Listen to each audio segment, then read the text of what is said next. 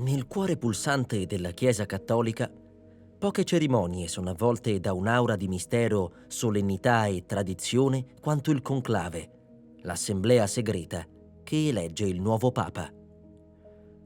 Quando un pontefice muore o rinuncia al ministero petrino, gli occhi del mondo si rivolgono verso la città del Vaticano, in attesa che dai comignoli della Cappella Sistina si levi una colonna di fumo bianco, segno che un nuovo successore di Pietro è stato scelto.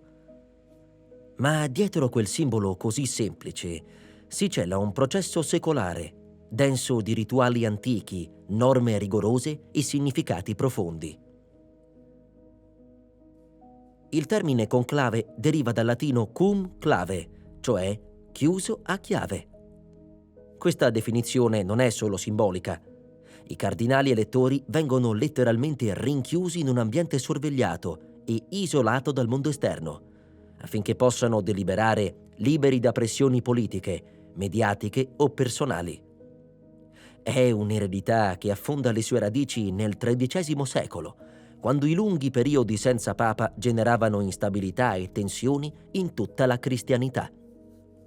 Il conclave non è soltanto un'elezione, è un evento spirituale, un momento in cui la gerarchia cattolica invoca l'assistenza divina per individuare colui che dovrà guidare oltre 1 miliardo di fedeli nel mondo.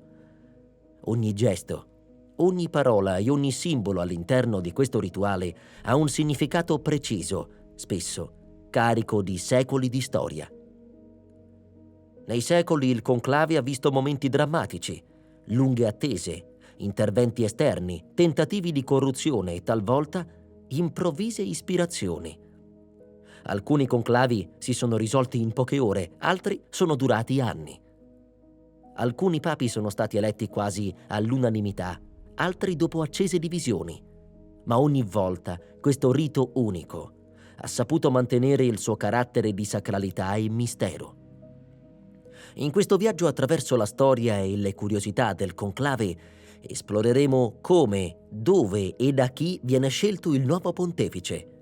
Analizzeremo i simboli, le regole, i protagonisti e gli aneddoti di un evento che ogni volta che si ripete segna una nuova pagina della storia della Chiesa e del mondo.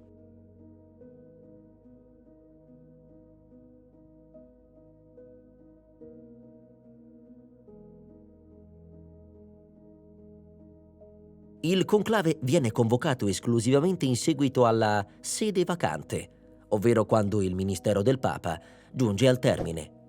Questo può avvenire in due circostanze ben precise: la morte del pontefice oppure la sua rinuncia volontaria, un evento rarissimo nella storia della Chiesa. Nel caso più comune, la morte del Papa, il processo ha inizio con l'accertamento ufficiale del decesso da parte del Camerlengo, che avvia immediatamente le procedure previste. Viene quindi avvertito il collegio cardinalizio, che si raduna a Roma per una serie di riunioni dette congregazioni generali, durante le quali si organizzano tutti gli aspetti logistici, liturgici e pratici del futuro conclave. Quando invece è il Papa stesso a rinunciare, come è accaduto con Benedetto XVI nel 2013, il primo a farlo dopo oltre 600 anni, il processo è leggermente diverso ma altrettanto regolamentato. Il Papa annuncia la sua decisione e stabilisce la data precisa in cui la sua carica cesserà. Solo da quel momento scatta formalmente la sede vacante e si può dare avvio alla convocazione del conclave. Il diritto canonico prevede che il conclave inizi non prima di 15 giorni e non oltre 20 giorni dalla proclamazione della sede vacante. Questo intervallo ha una duplice funzione. Da un lato consente ai cardinali di raggiungere Roma da ogni parte del mondo, dall'altro permette un tempo di preghiera e riflessione comunitaria prima di affrontare la scelta più importante per la Chiesa. Una volta che tutti i cardinali elettori sono giunti e le congregazioni preliminari hanno definito ogni dettaglio, il decano del collegio cardinalizio può fissare la data dell'ingresso solenne in conclave. Da quel momento, ogni attività del collegio si svolgerà nella più stretta clausura, fino all'elezione del nuovo Papa. Nel delicato periodo che intercorre tra la fine di un pontificato e l'elezione del nuovo Papa, una figura emerge per la sua importanza amministrativa e simbolica, il Camerlengo. Questo cardinale ha il compito di garantire la continuità gestionale della Chiesa durante la sede vacante, un momento in cui nessuna autorità spirituale può essere esercitata in nome del Papa. L'attuale Camerlengo, nominato da Papa Francesco nel 2019, è il cardinale Kevin Joseph Farrell, nato in Irlanda e naturalizzato statunitense. Già prefetto del Dicastero per i laici, la famiglia e la vita, Farrell ha un profilo internazionale e una lunga esperienza nella curia romana, che lo rende particolarmente adatto a questo ruolo di alta responsabilità. Le funzioni del Camerlengo sono regolate dalla Costituzione Apostolica Universi Dominici Gregis, promulgata da Giovanni Paolo II nel 1996 e aggiornata successivamente da Papa Francesco. Non ha potere spirituale o dottrinale, ma amministra i beni materiali della Santa Sede e sovrintende agli aspetti tecnici e organizzativi in attesa del nuovo Papa. Uno dei suoi gesti più simbolici avviene immediatamente dopo la morte del pontefice. Entra nella stanza papale accompagnato dal maestro delle cerimonie liturgiche e constata ufficialmente il decesso. Secondo una tradizione ormai caduta in disuso, avrebbe dovuto chiamare il Papa per 3 volte con il suo nome di battesimo prima di dichiararne la morte. Successivamente provvede alla distruzione dell'anello del pescatore, uno dei simboli dell'autorità pontificia, affinché nessuno possa falsificarne l'uso. Il Camerlengo ha inoltre l'incarico di sigillare gli appartamenti papali, gestire il patrimonio vaticano con la collaborazione della Segreteria di Stato e coordinare le congregazioni generali dei cardinali, preparando tutto ciò che riguarda lo svolgimento del conclave. Durante questo periodo, ogni sua decisione è sottoposta all'approvazione del Collegio Cardinalizio, che esercita il potere collegiale provvisorio in attesa dell'elezione del nuovo Papa.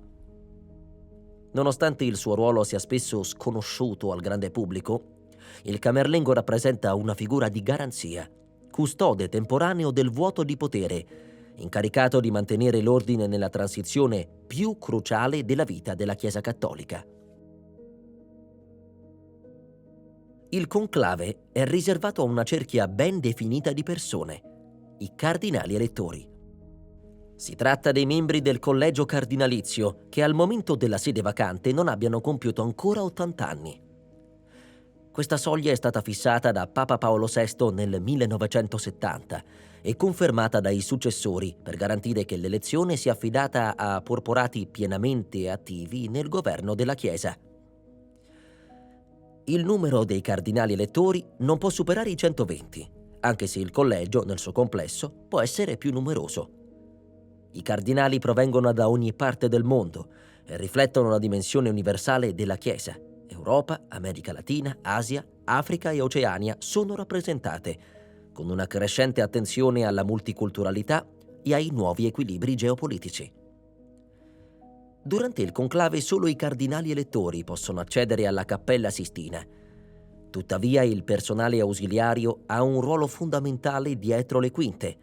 Medici, cuochi, addetti alla sicurezza, confessori, cerimonieri e suore addetti alle pulizie vengono anch'essi segregati per garantire la clausura più assoluta. Tutti, cardinali compresi, sono tenuti a giurare il segreto. Ogni violazione è considerata gravissima e comporta la scomunica late sententie, automatica e senza appello. Non tutti i cardinali, tuttavia, sono obbligati a partecipare. Anche chi ha diritto di voto può decidere di non presentarsi, per motivi di salute, età avanzata o situazioni eccezionali. Un caso emblematico fu quello del cardinale indonesiano Julius Dharma Atmaja, che nel 2013 rinunciò per problemi di vista. Interessante è anche la questione dell'età minima per l'elezione. Non esiste. In teoria, qualunque uomo battezzato può essere eletto papa, anche se non è cardinale o vescovo. Tuttavia, dal 1378 in poi, il conclave ha sempre scelto un cardinale. I cardinali non votano per se stessi, almeno non dovrebbero, e il loro voto è frutto di preghiera, riflessione, alleanze e dinamiche spesso complesse. L'atmosfera è tutt'altro che formale. Sebbene la liturgia del conclave sia solenne, il confronto tra i cardinali può essere diretto e franco. Nei giorni precedenti l'entrata in clausura, durante le congregazioni generali, i porporati si ascoltano reciprocamente, si osservano e iniziano a valutare profili e sensibilità. In quelle fasi preliminari, più che le parole, contano i silenzi, i gesti, la reputazione. Nel cuore di tutto rimane un principio spirituale. Ogni cardinale è chiamato a discernere chi, tra loro, sia il più adatto a raccogliere l'eredità di Pietro. Il conclave non è un'elezione politica in senso moderno, ma un atto spirituale, da compiere con libertà e coscienza davanti a Dio. Il conclave si svolge nel cuore del Vaticano, all'interno della Cappella Sistina, uno dei luoghi più iconici della cristianità e della storia dell'arte. Qui, sotto lo sguardo severo del giudizio universale dipinto da Michelangelo, si prendono le decisioni che cambieranno il volto della Chiesa. La scelta di questo luogo non è soltanto logistica, ma profondamente simbolica. Il soffitto affrescato, con la creazione di Adamo e le storie della Genesi, ricorda ai cardinali il legame tra il mistero della vita e la responsabilità spirituale che si accingono ad assumere. Dal 1878, dopo l'elezione di Leone XIII, la Cappella Sistina è la sede fissa del conclave. Nei secoli precedenti il luogo variava. Roma, Avignone, Perugia, Viterbo e altre città hanno ospitato conclavi, spesso in contesti politici turbolenti. Ma oggi la Sistina è il cuore pulsante di questo rito millenario. Per garantire la totale clausura, il Vaticano si trasforma in una vera cittadella isolata. La cappella viene blindata con sigilli elettronici, schermature contro le comunicazioni esterne e controlli rigorosi. Le finestre sono oscurate, le porte sorvegliate e ogni varco è monitorato per impedire ogni possibile fuga di notizie. Nel 2005 e 2013 sono stati usati anche dispositivi anti-intercettazione, nel timore che si potessero captare conversazioni o votazioni. All'interno della cappella vengono installati tavoli individuali per ogni cardinale, disposti in un perimetro rettangolare rivolti verso l'altare. Ogni postazione è predisposta con carta da voto, penna e candele. Tutto è pensato per favorire la concentrazione, il raccoglimento e la solennità del momento. Al centro, la stufa in metallo è pronta a ricevere le schede, bruciate dopo ogni votazione, e il suo comignolo esterno diventerà il punto focale dell'attesa globale. Il giorno dell'entrata in conclave, i cardinali si muovono in processione dalla Cappella Paolina, preceduti da croci e canti liturgici. Una volta entrati nella Sistina, viene pronunciata la formula latina extra omnes, fuori tutti, che segna l'inizio della clausura. Da quel momento nessuno può più entrare né uscire, fino all'elezione del nuovo Papa. Se la Cappella Sistina rappresenta lo spazio della decisione, il suo contesto artistico e spirituale eleva il momento al di sopra di un semplice atto elettivo. È un luogo che parla alla coscienza dei cardinali, ricordando loro che la scelta non è politica ma teologica. Si tratta di riconoscere tra gli uomini colui che dovrà essere servus servorum Dei, il servo dei servi di Dio. Contrariamente all'immaginario popolare, che li vede rinchiusi giorno e notte nella Cappella Sistina, i cardinali elettori non dormono lì. Durante il conclave vengono alloggiati nella Domus Sanctae Marthae, una moderna residenza situata all'interno delle mura vaticane, a pochi passi dalla Basilica di San Pietro. Costruita nel 1996 per volontà di Giovanni Paolo II, la Domus è stata pensata proprio per accogliere i cardinali in occasione del conclave, offrendo loro un luogo dignitoso, sobrio e funzionale. In passato i porporati dormivano in alloggi provvisori, spesso spartani, adattati nelle stanze dei palazzi apostolici. La sistemazione era talvolta talmente disagevole da influenzare la durata del conclave stesso. Alcuni storici sostengono che certe elezioni si siano accelerate proprio per la scomodità delle condizioni in cui erano costretti a vivere gli elettori. Oggi ogni cardinale dispone di una camera privata con bagno e scrivania. L'accesso alla domus è rigidamente controllato. Durante il conclave viene totalmente isolata dal mondo esterno. Nessun contatto è permesso con l'esterno, né tramite telefono, internet o posta. Ogni dispositivo elettronico viene requisito. I cardinali si spostano da lì alla Cappella Sistina 2 volte al giorno per le votazioni, accompagnati da una scorta discreta ma inflessibile. Anche all'interno della domus, la regola del silenzio e del riserbo è totale. Le conversazioni tra i cardinali sono libere, ma nessuna informazione può trapelare, né possono essere scambiati documenti scritti. Ogni personale al servizio nella struttura, dalle suore agli addetti alla cucina, è vincolato dal giuramento del segreto, sotto pena di scomunica. Persino i pasti vengono serviti in modo coordinato per evitare che i cardinali siano lasciati soli o incustoditi. Questo equilibrio tra dignità e rigore riflette la natura del conclave stesso. Un tempo di discernimento e spiritualità, in cui il conforto materiale è ridotto all'essenziale, ma mai trascurato, affinché nulla disturbi la concentrazione e la libertà interiore degli elettori. L'elezione del Papa è un processo rigorosamente codificato, ma anche profondamente spirituale, scandito da tempi, formule e gesti che risalgono a secoli di tradizione.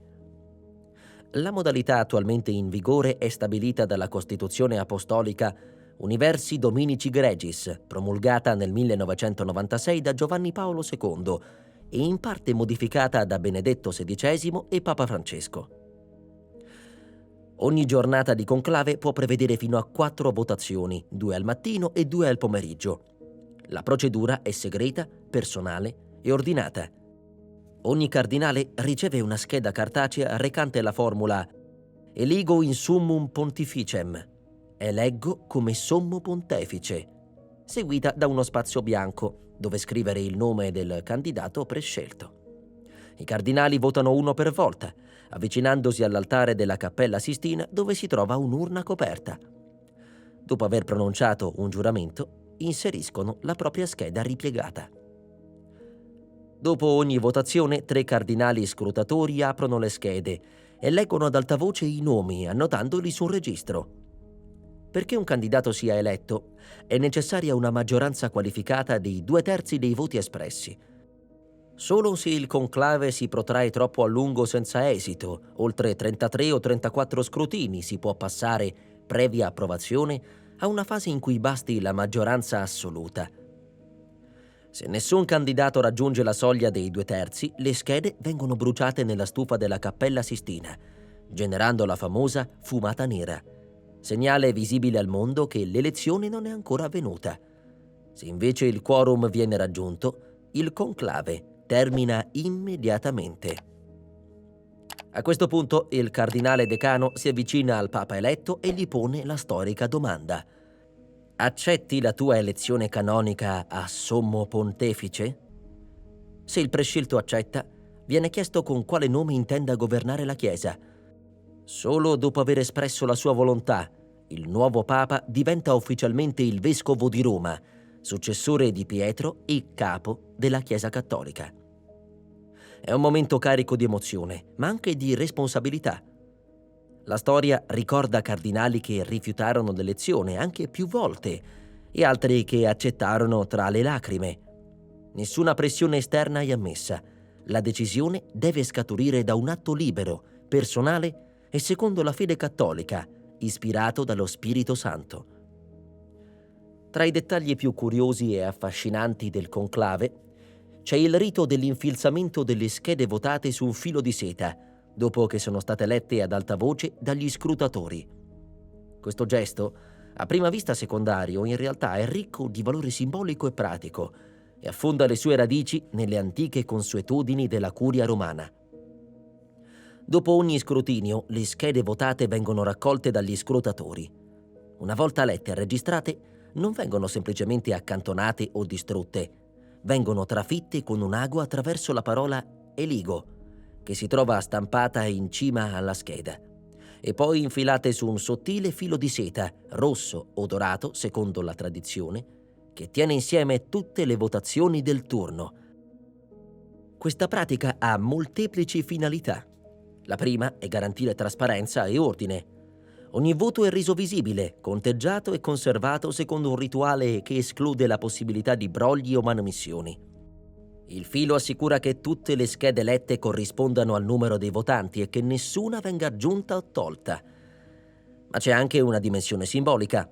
Il filo rappresenta l'unità della Chiesa. Ogni voto è personale, ma tutti sono legati da un unico vincolo, quello della fede e della comunione ecclesiale.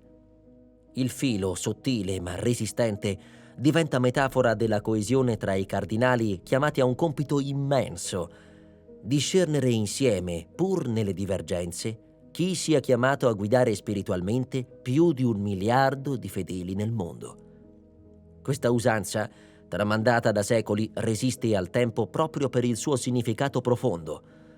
In un'epoca dominata dalla digitalizzazione, l'uso di cartellini scritti a mano, piegati, letti e infilzati su un filo richiama la solennità e la sacralità di un gesto che non è solo burocratico, ma quasi liturgico. Infine, tutte le schede infilzate vengono bruciate nella famosa stufa della Sistina, contribuendo a generare la fumata. Anche in questo atto finale, il filo continua a tenere insieme i voti, come se volesse accompagnarli simbolicamente fino al cielo, da dove si attende l'ispirazione dello Spirito Santo. Contrariamente a quanto si potrebbe pensare, chiunque può essere eletto papa, purché sia un uomo battezzato e cattolico. Questa apertura teorica è prevista dal diritto canonico, che non richiede che il futuro pontefice sia già cardinale, vescovo o sacerdote. In pratica, però, da secoli l'elezione ricade sempre su un cardinale e quasi sempre su uno già vescovo. Se il prescelto non è vescovo al momento dell'elezione, per esempio, un semplice sacerdote o addirittura un laico, deve essere immediatamente ordinato vescovo prima di assumere l'ufficio papale, poiché il Papa è, prima di tutto, il vescovo di Roma. L'ultima volta che fu eletto un papa non vescovo risale al 1378. Si trattava di Bartolomeo Prignano, arcivescovo di Bari, non ancora cardinale. Dopo quell'evento, diventato Papa Urbano VI, la prassi si consolidò nel restringere il novero dei papabili al collegio cardinalizio. Il termine papabile, usato oggi con frequenza dai media, è in realtà uno sviluppo moderno spesso improprio. Indica ai cardinali che per profilo, età, esperienza e visibilità mediatica sembrano avere maggiori possibilità di essere eletti. Tuttavia, la storia dei conclavi è costellata di sorprese, con elezioni inaspettate e perfino clamorosi outsider che hanno prevalso contro ogni previsione.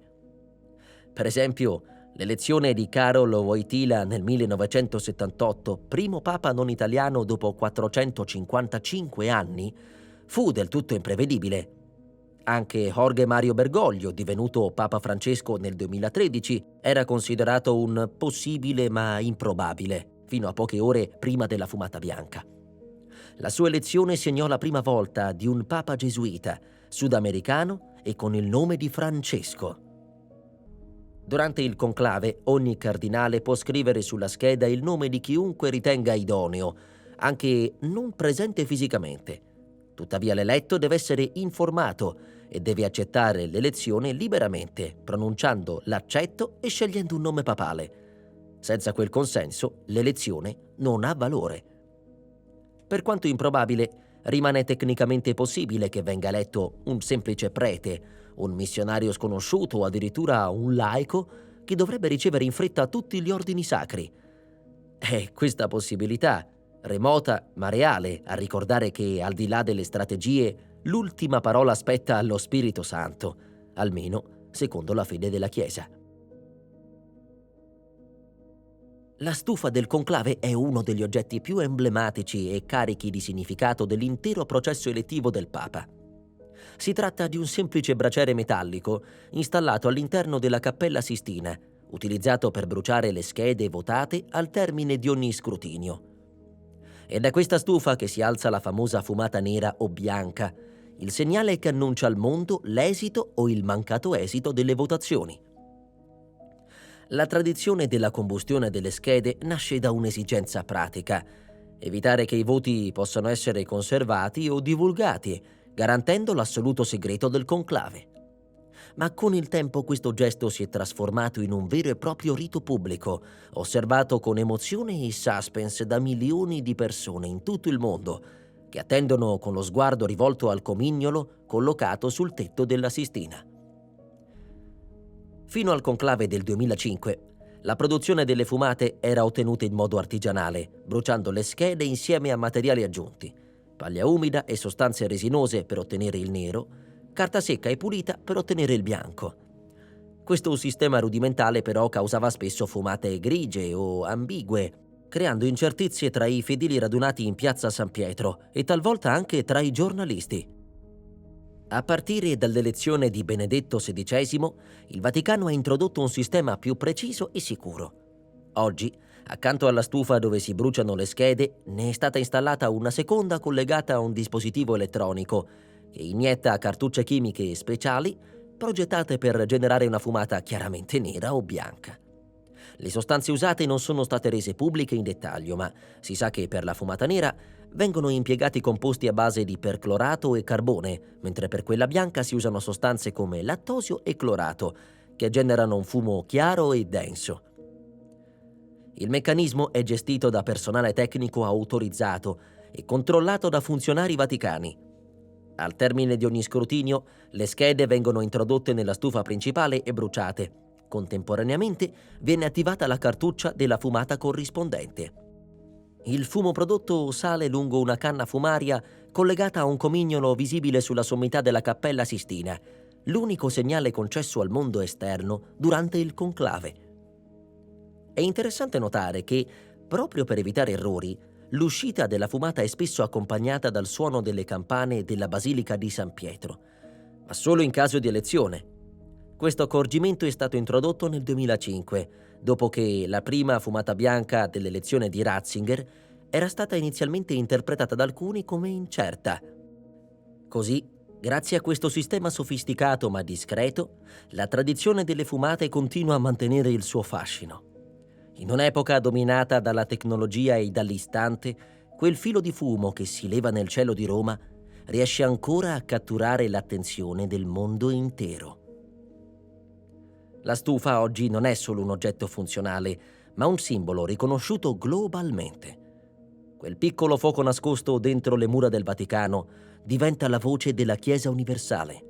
Un fumo che annuncia il silenzio o la svolta, la continuità o il cambiamento, il tempo dell'attesa o l'inizio di un nuovo pontificato. Ed è straordinario come un gesto tanto antico, bruciare carta in una stufa, sia ancora oggi al centro di un evento trasmesso in diretta planetaria, capace di unire milioni di occhi e cuori in un solo istante di attesa. Nel rituale del conclave, le fumate rappresentano il segnale visivo ufficiale attraverso cui la Chiesa comunica al mondo l'esito delle votazioni. Questo linguaggio simbolico è di una semplicità disarmante. Fumata nera significa che nessun candidato ha ottenuto i 2/3 dei voti. Fumata bianca che un nuovo papa è stato eletto. La fumata nera est, secondo l'antico gergo curiale, indica che la giornata di votazioni non ha ancora prodotto un esito definitivo. Può apparire dopo 1, 2 o anche decine di scrutini, come è accaduto nei conclavi più lunghi del passato. Questo colore simboleggia l'attesa, l'incertezza, la ricerca ancora in corso. Ogni sua apparizione è accolta da un misto di delusione e rispetto. Il mondo deve ancora attendere, ma la Chiesa sta ancora discernendo. La fumata bianca invece è il segnale tanto atteso. Habemus Papam, abbiamo il Papa. Non appena il fumo bianco si leva dal comignolo della Cappella Sistina, un'ondata di gioia percorre piazza San Pietro e rimbalza in diretta televisiva sui media globali. È il segno che i cardinali, uniti in preghiera e deliberazioni, hanno finalmente trovato l'accordo su un successore di Pietro. Le fumate, dunque, non sono solo un codice elettorale, ma una forma di comunicazione spirituale. In quelle volute che si alzano verso il cielo si condensano secoli di storia, la fede di milioni di persone e l'attesa di un nome, di un volto, di una guida. Quando un candidato riceve almeno 2/3 dei voti nel conclave e accetta l'elezione, si compie uno dei momenti più solenni e riservati della Chiesa cattolica, la nascita di un nuovo Papa. Ma cosa avviene esattamente nei minuti successivi alla fumata bianca? Anzitutto, il cardinale decano o il più anziano tra i cardinali vescovi si avvicina al neoeletto e gli pone la storica domanda: accetti la tua elezione canonica a sommo pontefice? Se l'eletto risponde affermativamente, gli viene chiesto: con quale nome vuoi essere chiamato? Da quel momento il Papa è tale a tutti gli effetti. Non è necessaria alcuna consacrazione, salvo il caso in cui l'eletto non sia già vescovo. In quel caso dovrà essere ordinato vescovo prima di poter esercitare le funzioni papali. Il nuovo pontefice si ritira quindi nella stanza delle lacrime, un piccolo ambiente adiacente alla Cappella Sistina, chiamato così per l'intensità emotiva che segna quel momento. Qui indossa per la prima volta la veste bianca papale, già preparata in 3 taglie per ogni eventualità, insieme a zucchetto e fascia. Dopo aver indossato gli abiti pontifici, il nuovo Papa torna alla Sistina e riceve l'omaggio dei cardinali elettori uno a uno. Questo gesto rappresenta l'atto di obbedienza e la conferma della comunione con colui che da quel momento è il vescovo di Roma e capo della Chiesa universale. Poco dopo un cardinale, solitamente il cardinale protodiacono, si affaccia dalla loggia centrale della Basilica Vaticana, pronunciando la storica formula Annunzio vobis gaudium magnum, habemus papam. Vi annuncio una grande gioia, abbiamo un papa. Segue il nome di battesimo del nuovo pontefice e quello scelto come nome pontificale. Subito dopo il Papa fa la sua prima apparizione pubblica affacciandosi dalla loggia, dove rivolge al mondo le sue prime parole e impartisce la benedizione Urbi et Orbi alla città di Roma e al mondo intero. In quel momento milioni di occhi e cuori si posano su un unico volto, il volto del nuovo Papa, simbolo di continuità e di novità, di tradizione e di futuro. È l'istante in cui la Chiesa volta pagina e comincia un nuovo capitolo della sua lunga storia. Il conclave più lungo della storia della Chiesa cattolica si tenne a Viterbo tra il 1268 e il 1271, durando ben 33 mesi. Un'eccezione drammatica e complessa che segnò profondamente il modo in cui da allora vennero regolati i conclavi. Alla morte di Papa Clemente IV, il collegio dei cardinali si trovò profondamente diviso tra fazioni politiche e geografiche. Da una parte i sostenitori del casato francese degli Angioini, dall'altra i fautori delle famiglie romane e del Sacro Romano Impero. Nessun candidato riusciva a ottenere la maggioranza dei 2/3 richiesta per l'elezione. Per quasi 3 anni i cardinali restarono chiusi o semi-chiusi nella città di Viterbo, all'epoca una delle residenze papali, senza riuscire a trovare un accordo. La situazione suscitò l'esasperazione della popolazione locale e anche delle autorità civili, tanto che il podestà di Viterbo, di comune accordo con i magistrati cittadini, prese una decisione clamorosa. Fece chiudere letteralmente a chiave, da cui il termine conclave, i cardinali nel Palazzo dei Papi, riducendo progressivamente il vitto e le comodità fino a rimuovere parte del tetto del palazzo per esporli agli agenti atmosferici e spingerli a una decisione. Solo dopo pressioni esterne e un compromesso inedito i cardinali elessero finalmente un outsider, Tebaldo Visconti, un arcidiacono che non era neppure cardinale e che al momento si trovava in Terrasanta come legato pontificio. Questi accettò e prese il nome di Gregorio X. Sconvolto dalla paralisi elettorale a cui aveva assistito, Gregorio X convocò il Concilio di Lione del 1274, dove stabilì norme più stringenti per i futuri conclavi, tra cui l'obbligo del vero e proprio isolamento dei cardinali, la riduzione progressiva del vitto dopo alcuni giorni senza risultato e la necessità di restare in clausura fino all'elezione. Queste regole sono all'origine dell'attuale struttura del conclave moderno. Il conclave di Viterbo rimane nella storia come un esempio estremo di stallo politico ed ecclesiastico, ma anche come il momento in cui la Chiesa comprese la necessità di codificare in modo rigoroso le elezioni papali, un evento che cambiò per sempre la storia del papato. Nel corso di oltre 2000 anni di storia, nessun papa ha mai scelto il nome Gesù o Pietro, e questa assenza non è casuale. Si tratta di una scelta carica di profondo rispetto teologico, simbolico e tradizionale. Il nome Gesù, naturalmente, è escluso per ragioni ovvie. È il nome del Figlio di Dio, il fondamento stesso della fede cristiana.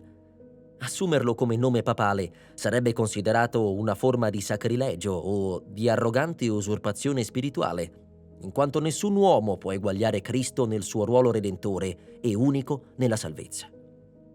La figura del Papa è quella di un vicario, un luogotenente sulla terra, non quella di un sostituto pieno.